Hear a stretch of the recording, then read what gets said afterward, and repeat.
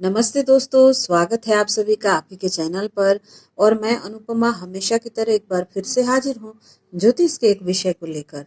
तो दोस्तों, 9 जो ग्रह होते हैं जिसमें से 2 छाया ग्रह बताए जाते हैं, बाकी 7 ग्रह हमारी कुंडली में विराजमान होते हैं। तो दोस्तों, ये जो 9 के 9 ग्रह हैं, इनका अलग अलग कारकत्व है। अलग अलग तरीके से हमारे जीवन के अलग अलग क्षेत्र को ये संभालते हैं। इनका कमजोर होना, बली होना, अस्त होना, वक्री होना हमारे जीवन पर असर डालता है। तो क्योंकि हम इस तारामंडल के असर में रहते हैं, हम इस प्रकृति के एक हिस्सा हैं, तो प्रकृति के ऊपर जो भी प्रभाव पड़ता है उससे हम भी प्रभावित होते हैं। तो ये नकारा नहीं जा सकता कि ग्रह नक्षत्रों का जो प्रभाव है वो हमारे ऊपर नहीं पड़ता। जिस समय हम जन्म लिए हैं, गोचर में जो ग्रह जहाँ बैठा है वो असर दिखाता है पूरे जीवन। तो दोस्तों, जब दशा अंतर दशा आता है अलग अलग ग्रहों का, तो उस ग्रह से संबंधित हमें फल मिलने लगते हैं। अगर ग्रह कमजोर है तो खराब रिजल्ट हमें देखने को मिलता है। अगर बली है, अच्छी अवस्था में है, हमारे लिए कारक है, तो अच्छा रिजल्ट मिलता है। अब देखिए, गुरु बृहस्पति सबसे शुभ ग्रह हैं, लेकिन कुछ राशियों के लिए वो अकारक हो जाते हैं और वो अकारक फल ही देते हैं। गुरु से ही लोगों को पीड़ा होती है, गुरु के दशा में बहुत ज्यादा कष्ट होने लगता है। तो ये हमारे तत्व के ऊपर डिपेंड करता है। और कष्ट क्यों होने लगती है उसका भी कारण है, क्योंकि अगर आप भोगी प्रवृत्ति के हैं और गुरु का दशा चलेगा तो आपको भोगों से दूर करने की कोशिश करेंगे, आपको रियलिटी दिखाएंगे और फिर आपको एंजाइटी डिप्रेशन होगा। तो उन राशियों में जहां पर गुरु अकारक होते हैं, वो राशियां जो है वो राजसिक राशियां हैं। आप सभी जानते हैं कि 3 तरह के मूल स्वभाव है लोगों का, राजसिक, तामसिक और सात्विक। और इसी के अंदर पूरा ब्रह्मांड का राज छुपा हुआ है। जिस प्रकार से त्रिदेव भी सात्विक, राजसिक और तामसिक स्वभाव के हैं, उसी प्रकार से हम में से लोग भी इन 3 गुणों के अंदर ही आते हैं, सात्विक, राजसिक और तामसिक। तो इसीलिए किसी किसी राशि में जाकर वो ग्रह अच्छा रिजल्ट नहीं देता है। तो चलिए, आज के मैं विषय पर चलती हूँ और आपको बताती हूँ कि वो कौन से ग्रह हैं जो आपको पीड़ित और कमजोर होने के बाद कष्ट देते हैं। तो दोस्तों, आप जानते हैं कि शुक्र जो है लग्जरी, ब्यूटी और ऐश्वर्य के कारक है, धन के कारक है, प्रॉस्पेरिटी। और जो कहते हैं ना कि बंच में जो हैप्पीनेस और खुशियां आती है, जो धन धन संपत्ति आता है, समृद्धि आता है, वो आता है गुरु से। लेकिन अगर बात पैसे की करी जाए, भोग विलास की करी जाए, तो वो है शुक्र से। तो शुक्र अगर आपके कुंडली में कमजोर है, पीड़ित है, तो आपको धन से संबंधित समस्या देखने को मिलेगा। और इसके अलावा जो दूसरा ग्रह है जो सीधे सीधे धन से संबंध रखता है, वो है बुध। बुध का तत्व जो है वो पृथ्वी है, और आपके शरीर में जो सबसे लोअर चक्र है, मूलाधार, उससे संबंध रखता है बुध। और तत्व जो है वो पृथ्वी। तो पृथ्वी तत्व ही तो धन है दोस्तों। बहुत सारे लोग लक्ष्मी के रहस्य को नहीं समझते। अष्ट लक्ष्मी जो होती हैं, उसमें धान्य लक्ष्मी, वीर लक्ष्मी, अलग अलग तरह के लक्ष्मी को बताया गया है। तो लक्ष्मी सिर्फ कैश नहीं होता, और कैश जो है वो आसमान से सीधे नहीं टपकता, उसका जो प्रोसेस है वो पृथ्वी से होकर ही गुजरता है। तो इसीलिए दोस्तों, पृथ्वी तत्व को अर्थ त्रिकोण तत्व बताए जाते हैं, जैसे कि वृषभ राशि, कन्या राशि और मकर राशि। ये 3 राशियां जो है वो धन की राशि है। अगर इसमें ज्यादा ग्रह बैठे हैं, इसका मतलब आप धन के लिए ही इस धरती पर आए हैं।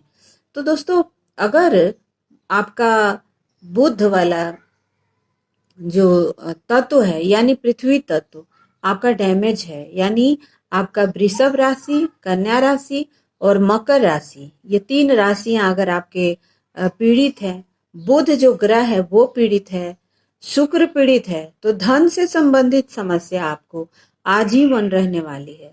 लेकिन दोस्तों, हम लोगों को जब पता चलता है कि ये ग्रह पीड़ित है तो हम इस चीज को ठीक करने की कोशिश करते हैं, और जब नहीं पता चलता तो हम पागलों के तरह उसी के पीछे भागते हैं, पैसे के पीछे भागते हैं, और पैसा हमसे दूर भागता है। तो इस स्थिति में हमें कहाँ भागना होगा?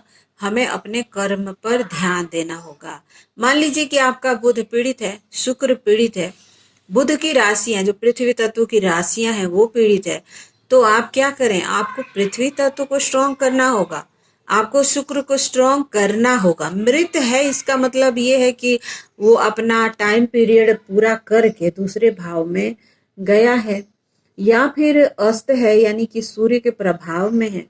तो इस स्थिति में आपको लाभ होता है, ऐसा नहीं है कि लाभ नहीं होता, लेकिन आपसे नहीं होता, किसी और से होता है, आपके स्पाउस से होगा, आपके पेरेंट्स से होगा, कहीं ना कहीं दूसरे माध्यम से आपको धन मिलता है, लेकिन आप धन कमाने में सक्षम नहीं हो पाते हैं अगर ये दो ग्रह पीड़ित हैं आपकी कुंडली में।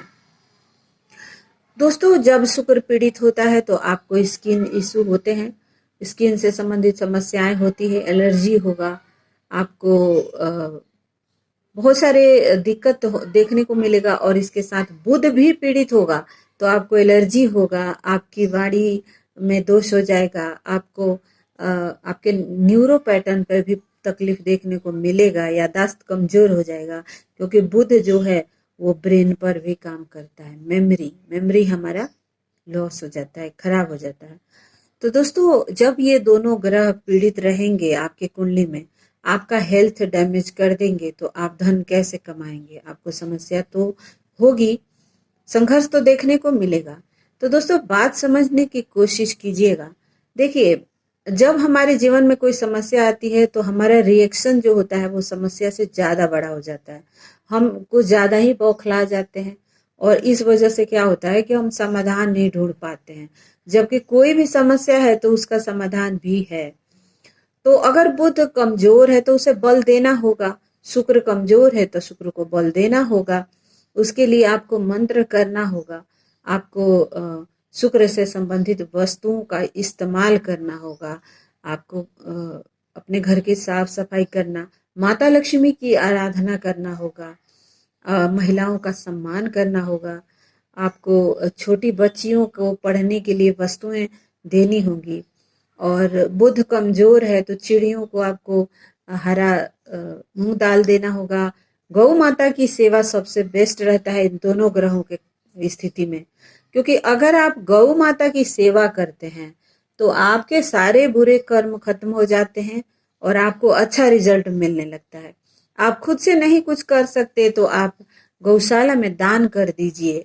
आप अगर गौ की सेवा करते हैं तो बुध और शुक्र दोनों ही मजबूत हो जाते हैं। लेकिन ये जो मैं कह रही हूँ कि ये दोनों ग्रह पीड़ित होते हैं तो दिक्कत देखने को मिलती है, तो आप कमेंट करके बता सकते हैं कि आपके शुक्र पीड़ित हैं और आपको कैसा रिजल्ट मिल रहा है, क्योंकि मैंने तो ग्राउंड में देखा हुआ है बहुत सारे कुंडलियों पर। तो दोस्तों, जब कोई ग्रह पीड़ित होता है तो ज्यादातर मामलों में ये दोनों शुक्र और बुध पीड़ित हो जाते हैं केतु से और सूर्य से। और इसके साथ क्या होता है कि आपको रिजल्ट दूसरे तरीके से मिलता है। हेल्थ इशू तो आएगा ही आएगा शुक्र और बुध के पीड़ित होने से, क्योंकि जल और पृथ्वी दोनों ही हमारे शरीर का बेसिक तत्व है। बेसिक तत्व ही डैमेज हो जाएगा जो मूल तत्व है, तो हेल्थ इशू होना और हेल्थ डैमेज होना, तो आप काम कहाँ से करेंगे, पैसे कहाँ से कमाएंगे? तो दोस्तों, आपको इस केस में पैसे के पीछे नहीं भागना है, कर्म के पीछे भागना है। सुबह से लेकर शाम तक ओनली आप सिर्फ कर्म पर ध्यान दीजिए। आप रूटीन में उठिए, रूटीन में सोइए, अपने काम पे विशेष तरीके से ध्यान दीजिए, ऑर्गेनाइज रहिए, तो धीरे धीरे आपको रिजल्ट मिलने लगेगा। अगर आपका तत्व डैमेज है, पृथ्वी तत्व खराब है, मैं कहूँ कि आप माता लक्ष्मी के बड़े बड़े मंत्र करिए तो भी आपको एंजाइटी डिप्रेशन होगा, क्योंकि मंत्रों का जो प्रभाव है वो हमारे बॉडी पर पड़ता है। तो हमारी सहन शक्ति अगर अच्छी नहीं है और हम बड़े बड़े मंत्र करने लगे तो हमें लेना का देना पड़ जाता है। इसीलिए छोटी छोटी चीजें करना बहुत ज्यादा जरूरी है, जैसे कि आप वॉकिंग कीजिए घास के ऊपर, सूर्य के नजदीक रहिए, सूर्य की रोशनी में रहिए और गौ माता की सेवा, जैसा कि मैंने कहा, आप कीजिए। पेड़ पौधे लगाइए, अपने हाथ को, अपने पैर को मिट्टी के टच में रखिए। पौधों की सेवा, गुड़ाई करिए, आप आसपास पौधे रखिए, इससे मजबूत हो जाएगा बुद्ध, और आपको देखने को मिलेगा रिजल्ट, तुरंत लाभ होने लगेगा। तो ये बातें जो है वो बहुत ज़्यादा रिसर्च करके मैं आप लोगों को बता रही हूँ और आपके काम का है, तो इसका लाभ लीजिए। और वीडियो आपको कैसा लगा जरूर बताइएगा मुझे। मिलते हैं एक नए विषय के साथ, तब तक के लिए मुझे दीजिए इजाजत। Thank you so much for watching. सर्वे भवन्तु सुखिनः।